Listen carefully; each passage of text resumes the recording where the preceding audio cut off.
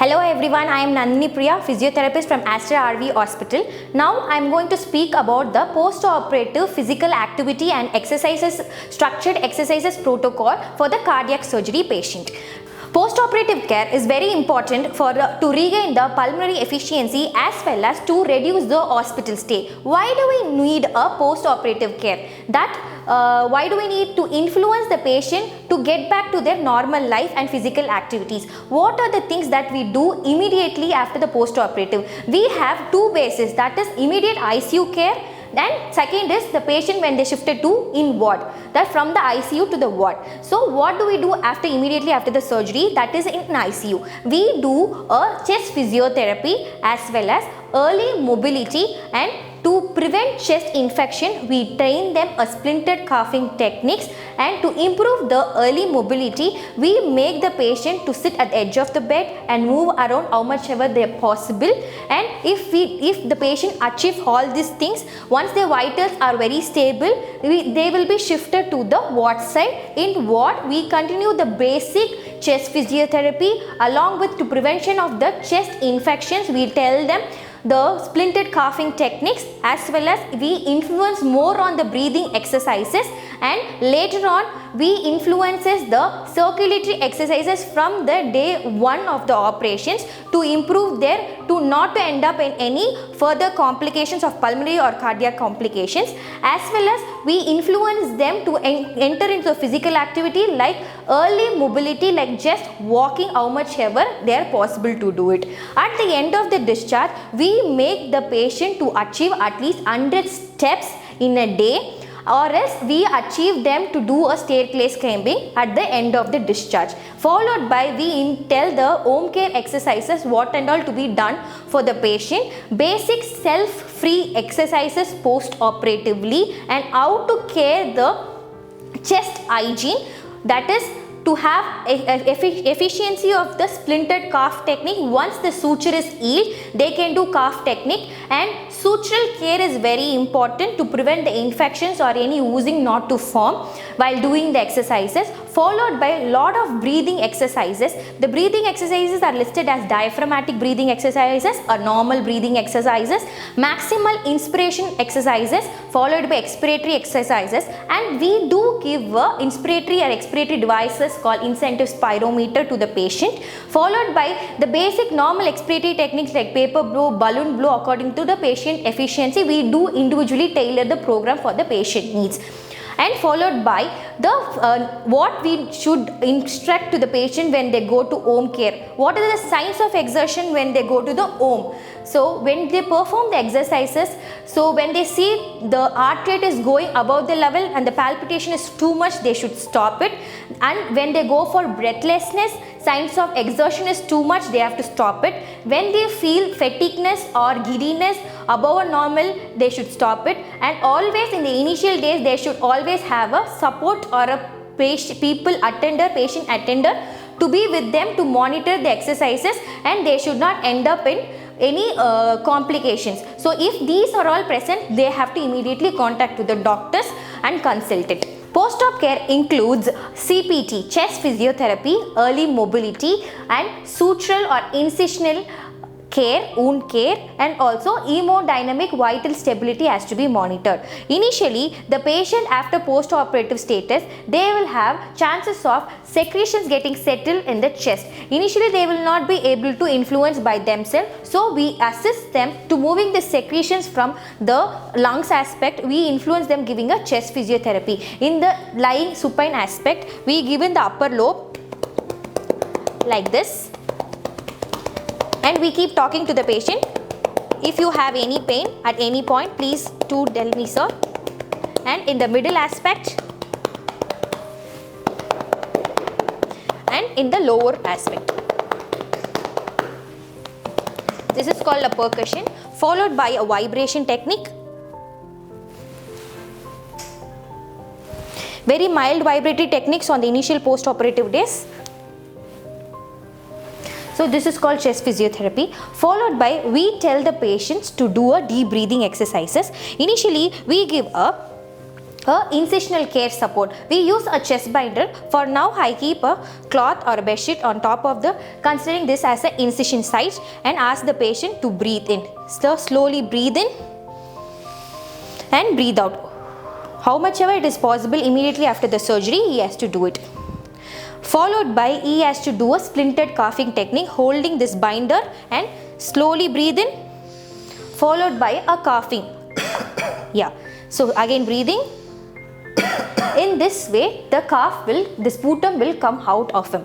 And the upper limb activities or exercises the patient has to do it. First is fingers closing and opening.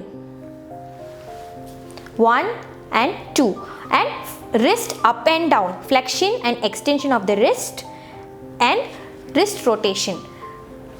Minding the lines and the tubes, we will alterate or modify the exercises as well. And elbow flexion and extension.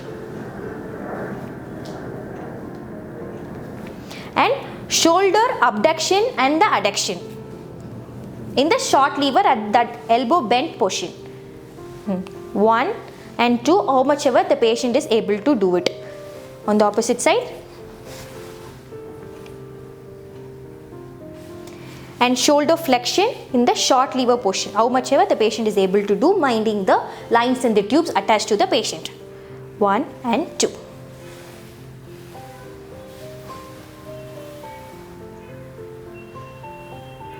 Followed by all the breathing exercises that has been already demonstrated in the pre-operative exercises, the deep breathing exercise, the diaphragmatic breathing exercises, pursed lip breathing, and followed by the incentive spirometer devices will be influenced immediately after the post-operative surgery. As the graft will be taken from the leg aspect, to prevent the circulatory issues, the patient has to do lot of leg exercises. First is crawling the toes up and down like this. 1 and 2, as many number repetitions they can. Second is ankle pumps, moving your ankle up and down to improve the blood circulations.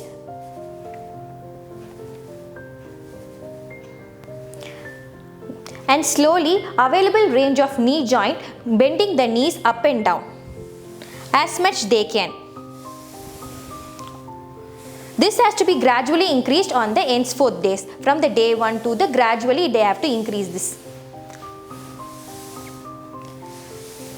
To move out of bed, they has to also do the legs out and in like abduction and adduction. This will improve the patient to get out of the bed easily on their own with the less support of us.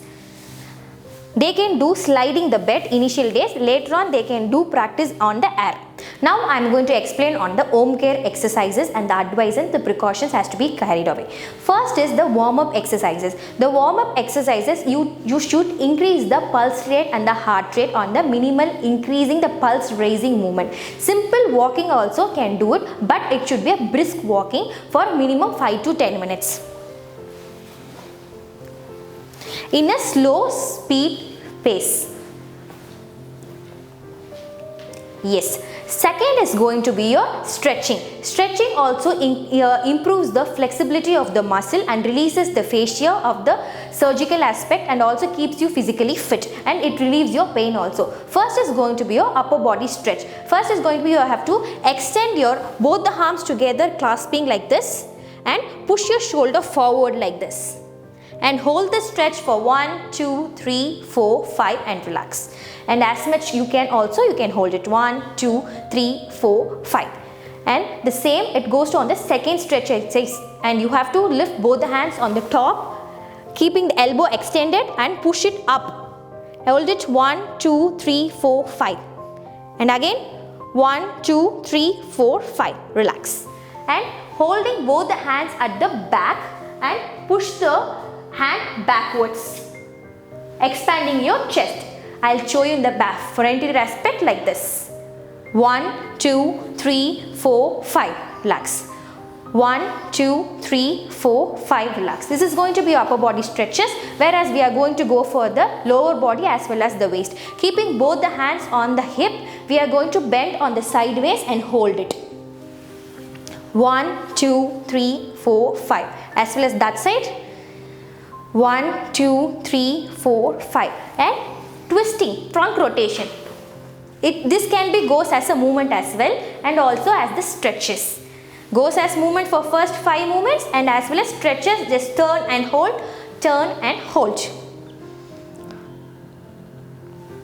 Yes, followed by we are going to go for the calf stretches. Just lean on the wall like this and hold one hand like this in the front aspect like this, and keep your one leg forward and push yourself front and back. Yes.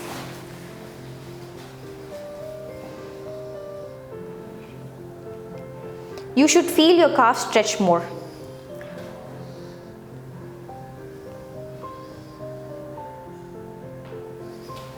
Yes.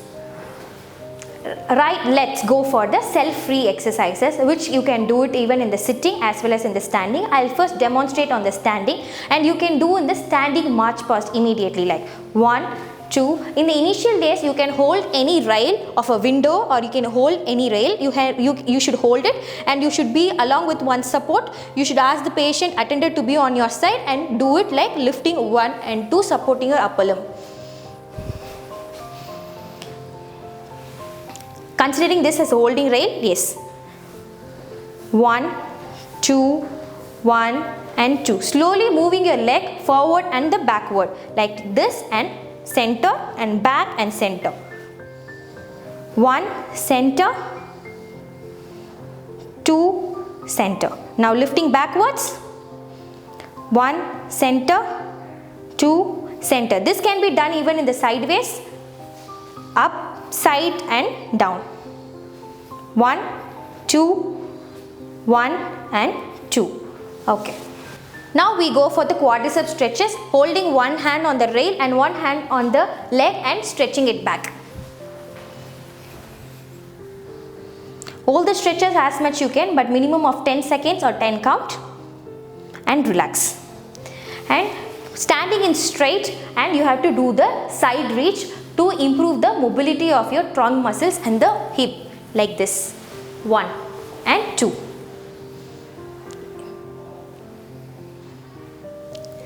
And 2. 2. Followed by the shoulder shruggings, which can influence your physical activity more. Back and down. 1 and 2. 1 and 2. Now we will look into the Om exercises care after the discharge from the hospital. First we will see the self-free exercises activities in the sitting seated position. First is going to be the ankle pump, tapping your ankle up and down. 1 and 2, 1 and 2. Followed by sitting ankle circles, that is rotation of your ankle clockwise and anti-clockwise. Followed by seated straight leg raise, straightening your knee. 1 and 2. Followed by seated marching. 1 and 2. Now we will see about the trunk exercises. On sitting, clasping both the hand in the forward, sitting trunk twist for your upper body. 1 and 2. Followed by sitting trunk side bend, keeping your hand closer to the chair. 1 and 2. Now we will look into for the shoulder, double arm front rise, keeping both the hands forward and raising the arm forward and the down. 1 and 2. This can be done with the wide opening hand also. 1 and 2. This works along with the chest. Now we will look into the shoulder shrugs or else roll backs. Shoulder shrugs, rolling the shoulder back and the forward. 1 and 2. And we will go for the biceps curls, keeping the wrist closed and doing the bicep curl. 1 and 2. This initially we can do with the free hands. Later on we can give them 1 kg dumbbells and increase according to their resistance. Now we will go for the neck exercises. Neck up and down. 1 and 2. and neck turns sideways 1 and 2, followed by the neck bends 1 and 2. Slowly they can do neck rotation.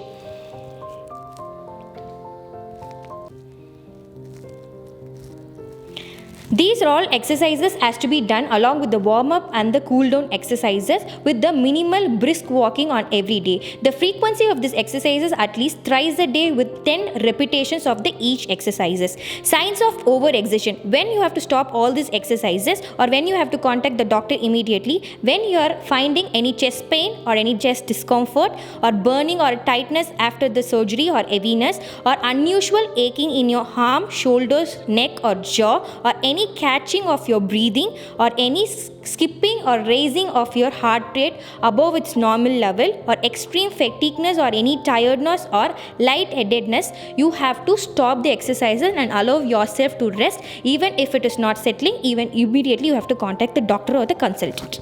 Following the ICU care of physiotherapy management, after shifting the patient to ward, the same exercises and regimen has to be followed along with the progression of the exercises, whereas the patient will be sitting at the edge of the bed. Slowly they will be made to walk in the corridor with all the precautions of the mask and the footwears. At the end of the discharge, the patient has to at least achieve the 100 steps of walking as well as the staircase training. The staircase training, right now we will go for the demo. The patient has to hold the rail and the operated leg, that is the graft that which was taken from the leg, has to be not be used first. The unoperated leg, the leg which is not used for the operation, has to be kept first on the steps, followed by the operated leg has to be kept up.